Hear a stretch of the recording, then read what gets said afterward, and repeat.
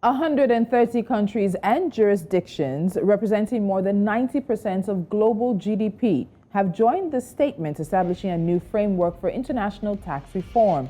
The framework updates key elements of the century-old international tax system, which is no longer fit for purpose in a globalized and digitalized 21st century economy. The two-pillar package, the outcome of negotiations coordinated by the Organization for Economic Cooperation and Development, OECD, for much of the last decade, aims to ensure that large multinational enterprises pay tax where they operate and earn profits, while adding much-needed certainty and stability to the international tax system. The pillars will provide much-needed support to governments needing to raise necessary revenues to repair their budgets and their balance sheets while investing in essential public services, infrastructure, and the measures necessary to help optimize the strength and the quality of the post-COVID recovery. Companies like Google, Amazon, Facebook, and Apple would be taxed at a rate of at least 15% once the deal is implemented. The new tax regime is to add some $150 billion to government coffers globally. But not everyone is on board. 8 countries have abstained from signing the pact for their own reasons. They include Estonia, Hungary, Ireland, Barbados, Sri Lanka, St. Vincent and Grenadines. Here on the continent, Nigeria and Kenya are the only African countries to say no. Today, we're looking at why Nigeria and Kenya have said no to the Global Tax Pact. I'm Tolulokwe Adilere Balogun. Welcome. This is Business Edge.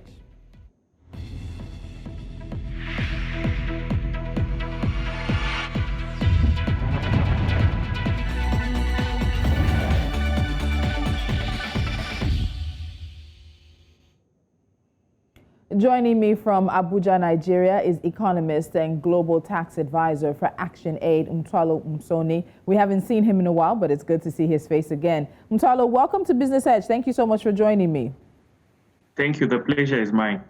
All right, let's get straight into it, particularly looking at the pact that's being led by the OECD right now. It's been many, many years in the making, and it comes with the recognition that the world's current global tax system is no longer fit for purpose. So just before we get into further conversation, what's wrong with the current way that the world is taxing itself or taxing companies?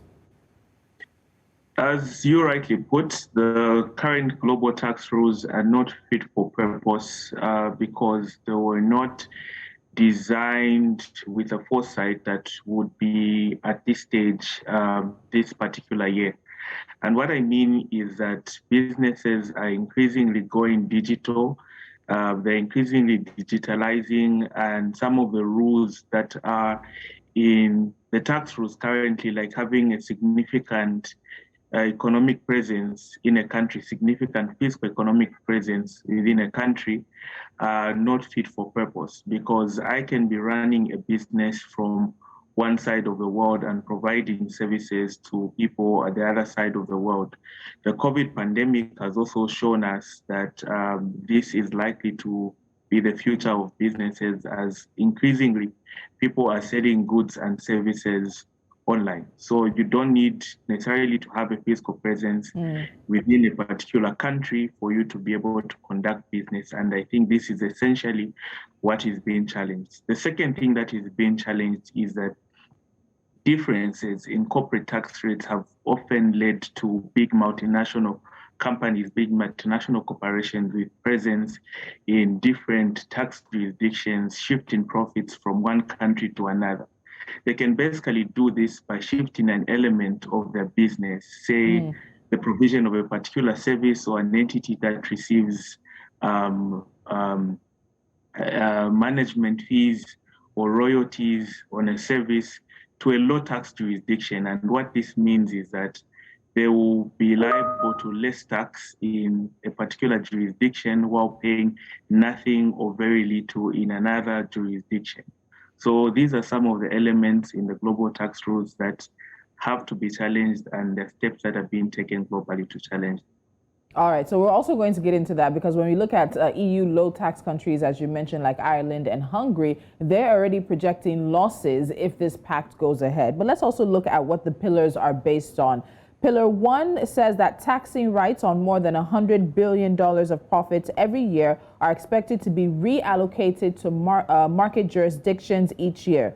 The mechanism basically envisages a redistribution of a share of excess profits of multinational enterprises to market jurisdictions where customers or users are located. I think one of my primary questions here is, how do they even decide how much is going to be allocated to what jurisdiction? And are you in favor of this particular pillar, how it breaks it down and says this is what's going to go where? What are your thoughts on it? So basically, there are certain parameters that are going to guide the Pillar 1 as it is. First of all, a country should have a global turnover of over 20 billion euros. And secondly, the allocation is going to be based on the fact that a particular entity makes a profit of over 10%. 10% is considered as a routine profit, while the residual profit, the non-routine profit, is the one that's above the 10%. So what we were going to look at sharing is whatever is going to come above that 10%. And only 20 to 30% of what's above that 20 to 30% is going to be shared with countries where a particular business has a consumer base, where a particular business receives revenues for its business. You asked the question if I'm okay with that. Well, looking at it from an African perspective, and this is also in sync with the thoughts of the Africa Tax Administrative Forum, we need to be looking at taxing all of the profits and not only the non-routine profits. Basically, because this would increase some level of inequality. It does not mean that the entity is making most of its profit, most of its revenues are coming in from where it's headquartered or where it's going to pay its routine profits. It does not mean that. So we need to look at taxing all of that profit. And even as we look at probably taxing a 10% margin, we need to look at higher rates of what percentage above that 10% can be taxed. 20 to 30% for me stands little, and I think it will marginally, very little, will benefit tax jurisdictions, especially those in the African continent, based on the criteria that is being used and the parameters that are being used. Looking at 20 billion is also quite a huge figure. Most of the countries that really need these tax revenues are countries that are in the global south, low tax countries. So we might also want to look at reducing this particular threshold. There's already been talks to say when this is revised, and revision is only guaranteed after 7 years under the current deal. Yes, we would look at reducing the threshold to 10 billion. But let me interrupt you there. Revision is only possible in 7 years. And if this kicks off in 2022 or 2023 as they envision, that 7 years is not till 2030. So African nations who have a different need in terms of taxation are stuck with either the old system or they're stuck with this new system for the next 7 years. So it leads me to ask, what was the input of African countries into the negotiations around this pact? Even from the very beginning. This is almost 10 years in the making. Where were we at the table when these conversations were being had? Africa has a vision 2030 that it seeks to attain. This vision needs to be funded. There is realization from African countries that one way to sustainably finance this is through tax revenue. There is realization that significant tax revenue is being lost to corporate shifting, tax avoidance, and significant tax revenue is being lost to shifting businesses such as the digital economy, which is attracting so many adverts, which were traditionally on TV and TV stations, would pay their taxes. When they're being moved to the digital businesses, some of them with no significant presence, countries are losing out on revenue. The realization has been there, but the negotiation hasn't been at a level playing field. This has been negotiated at the OECD level, which in the first instance is not the right organization to negotiate such a deal because it's not representative of the interest of all African countries. These proposals are reflective of what has been decided at the G7, which is like 33% of the global GDP, Yes. extended to G20, which is 80% of the global GDP. It's a deal that has been decided primarily by the rich countries for the benefit of the rich countries.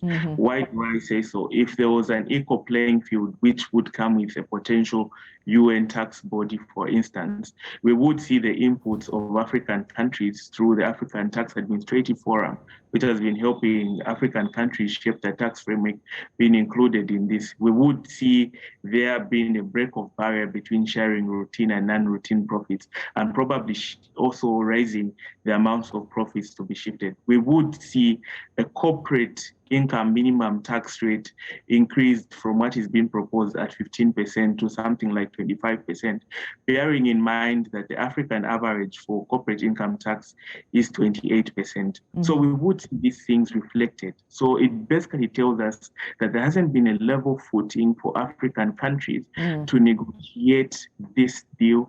And even though there are marginal benefits that can come from it, there's so much more that can come from it. And the revision only guaranteed in 7 years basically means that we will also be left out of potential revenues that would have come to finance the Vision 2030.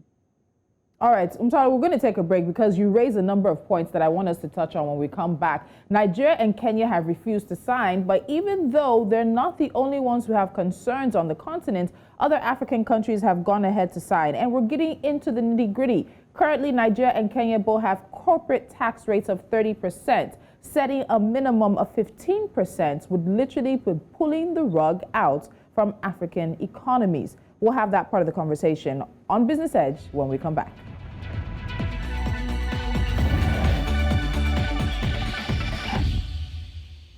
Still with me on Business Edge is Global Tax Advisor Mthwalo Msoni. We're looking at why Nigeria and Kenya have refused to sign a new global tax pact that's being led by the Organization for Economic Cooperation and Development. So, Msoni, let's get to Pillar 2, which seems to be part of the main grounds that not just Nigeria and Kenya have on the continent, but also low tax countries in the EU. So, Pillar 2 basically puts the global minimum effective tax rate at least 15%, and that's for multinational enterprises, MNEs. Now, Nigeria and Kenya both have a corporate tax rate for these companies at 30%. And speaking on this, the country director for Action Aid said that the average corporate tax rate, as you talked about, on the continent is about 28%. So this is already cutting out the average across the continent for many African countries. However, the 15% minimum is too low and therefore inadequate to stop the race to the bottom. She also said that the benefits of a proposed minimum tax rate will be far below what is expected to fund the budget deficit for Nigeria and other countries, and it will translate to the country's inability to meet up with the fight against poverty and unemployment. So break this down for us. And you've alluded to the fact that rich countries sat down and they brought a percentage that was comfortable for them. They have money. They're making money other places. Even though the U.S. actually asked for 21%. That was one of the figures that was first bandied about. But break this down for us in terms of the 30 where Nigeria and Kenya are, the 28% that's the general across the continent, and the 15% that was finally agreed upon. Well, I think it's important first to start by talking about the reliance on corporate income tax for African countries. African countries rely on corporate income tax on an average of 16% of all their tax revenue. This is 9% for OECD countries. So essentially, African countries are more reliant on corporate income tax. The average corporate income tax rate for African countries, like put by the Action Aid country director, is 28% in African countries. This basically means that you're charging 28% on a multinational corporation or a company's profits. A global minimum tax rate of 15% does not essentially mean that countries will have to put down their corporate tax rates to 15%, but basically means that a minimum has to be at 15%. For countries that have got tax rates at less than 15%, it basically means that a resident country for a corporation can go back to a corporation that has been charged less than 15%, let's say 2%, and collect the remaining 13% to reach the minimum of 13%.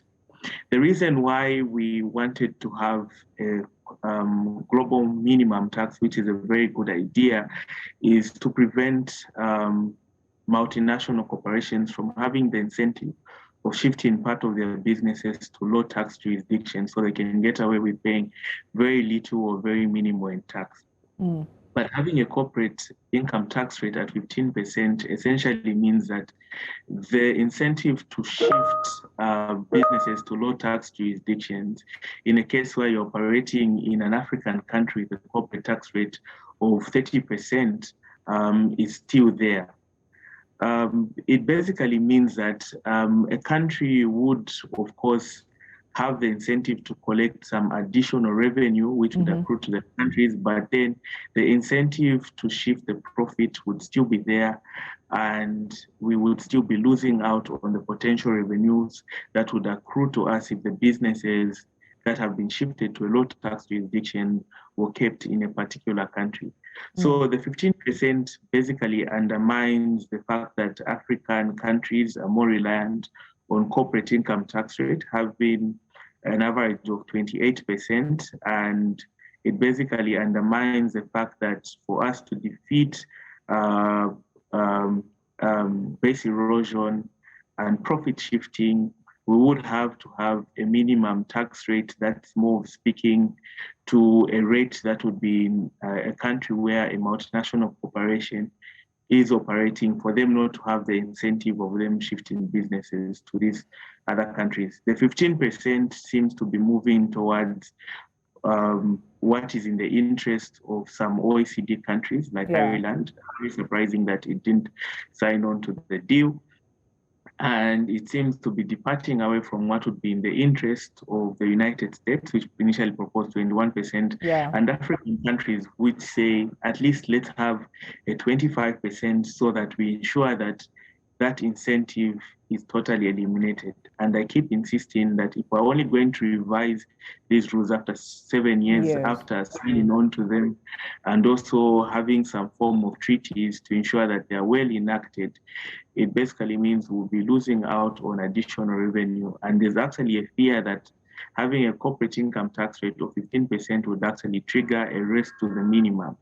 What I basically mean by this is in 1980, the average global corporate income tax rate was 40%.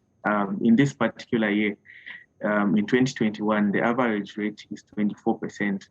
So having a minimum tax rate of 15% would basically also put more pressure on countries to lower their tax rates to try to attract all forms of businesses within the multinational corporations. So this basically undermines the amount of tax that we can potentially collect if base erosion and profit shifting is dealt with in its entirety. Okay, so Umtalo, I need to ask, Nigeria and Kenya are the only African countries that have abstained from signing, but it's very obvious that Nigeria and Kenya are not the only African countries who will not benefit from this, who will have an issue with this 15%. So why do you think others signed and we're not standing together as a continent to say that, no, this is not in our best interest? Because this is being touted as in the best interest of everyone, but obviously it's not in the best interest of African nations as a totality. So why is it only Nigeria and Kenya that seem to be standing against this? You see, the thing is, Nigeria and Kenya have made significant steps to enact unilateral measures for taxing the digital economy. Nigeria, through its Finance Act of 2019 and significant economic presence rule of 2020, has a mechanism of where it will tax these big multinational corporations that are generating revenues within Nigeria. It stands to benefit more from having these particular unilateral rules. And Kenya as well has made steps in ensuring that the unilateral measures put in place. And this is what makes the two countries more critical of this particular rule, in the sense that they realize that unilateral measures will stand to benefit their countries more. There's more revenue that is expected to come from the countries, which is more reflective of the economic activity that is taking place through the digital platforms and digital marketplaces. if they sign on to the deal and agree to the global rules, they will be benefiting less. And I think this is where the countries come in with a more critical approach. So I think it's only right for the OECD through this framework to hear these countries out. It's only right for us also to reflect on having a UN tax body that would have taken on board some of the concerns of these less developed countries. Nigeria, with a significant marketplace with the right population, is actually a very big country which is supposed to have a very big say on how taxes and digital rules are set for taxing the digital economy. But what we see with a minimum tax rate of 15% and what is being talked about in Pillar 1, it's basically undermining the country's ability to generate lots of revenue from digital platforms and the digital marketplace. So basically, I think it's because unilateral measures have advanced in these particular countries, which ideally should be what other countries are also looking at doing and developing. And bear in mind, this is only coming through in 2023. So unilateral measures would also play a significant role in generating the much needed revenue for Nigeria and Kenya. All right, very quickly, I'm sorry, I apologize, we have to wrap up, but we understand that everything is meant to be finalized for this in this October, at least by the end of this year. A multilateral agreement is then expected to be developed and open for signing in 2022 to implement Pier 1, with a view of multilateral agreements being enforced by 2023 onwards. And you've mentioned the 7-year revision and how that space of time will negatively affect most African countries. Is this a done deal between now and October, between now and 2022 when the signing takes off? Is there any opportunity for Nigeria and Kenya to negotiate? Is there any opportunity to find a forward push for more than 15% at the least? There is space for negotiation. I think the basis is these countries stand to benefit little or marginally less than having unilateral measures. There is a basis of negotiation. This hasn't been finalized, at least not until October, when we'll see things like a work plan come into place. For Pillar 1, the amount B hasn't been specified. So there is still this room for negotiation. And I think African countries, third world countries, countries that stand to benefit less, have got enough time to try to negotiate for better rules, which will essentially see them generating much more revenue from this deal. As it's a deal negotiated by rich countries benefiting mostly rich countries. So there is that room for negotiation or pulling out of the deal and trying to enact unilateral measures. All right, so let's leave the conversation at that. We will, of course, touch base as there are further developments. But Mthwalo Msoni, economist and global tax advisor for Action Aid, thank you so much for joining me on Business Edge. And let me formally welcome you to Nigeria as well. We're happy to have you. Thank you very much. All right. So there is still a lot of conversation happening around this. And as Mthwalo said, between now and October, there could be further negotiations. And there's also the digital economy taxation. The Organization for Economic Cooperation and Development has been trying to work out a framework in order to have a globally recognized taxation system for the digital economy. What could that also mean for African countries? As more developments come in this situation, we will, of course, bring them to you. You are watching Business Edge, and there's nothing left on my plate except to tell you a few stories that we are keeping our eyes on. NC4 to watch is up next.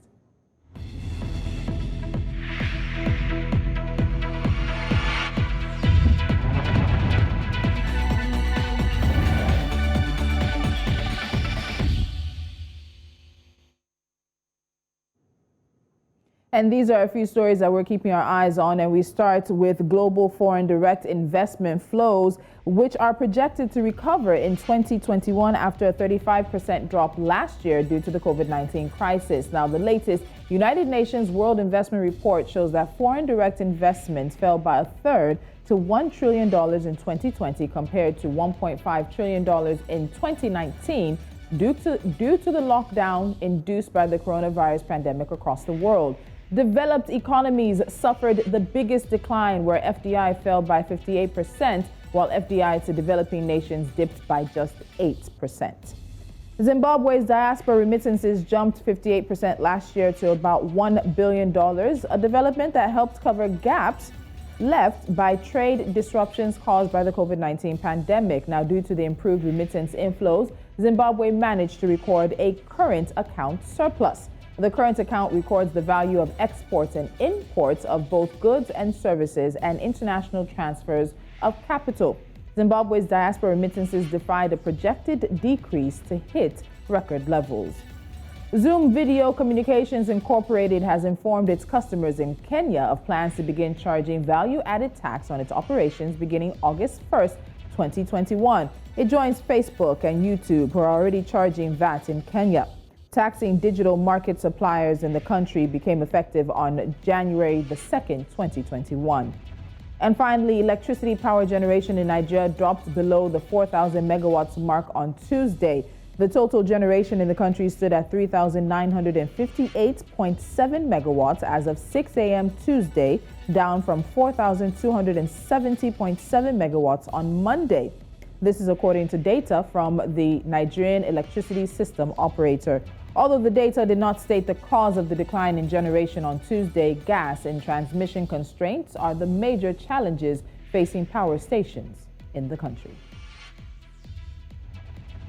And that wraps it up on this edition of Business Edge. You can head to YouTube, subscribe to our channel if you've missed any of our conversations on business, financial, and economic conversations happening here on the continent. Don't forget to download our mobile app as well on your App Store and Play Store, and follow us on all of our social media platforms. We are live 24 hours a day, 7 days a week on Star Times Channel 274. I'm Tolulokwe Adileri Balogun. Another conversation on business here on the continent comes your way at 11 a.m. West African time. I'll see you then.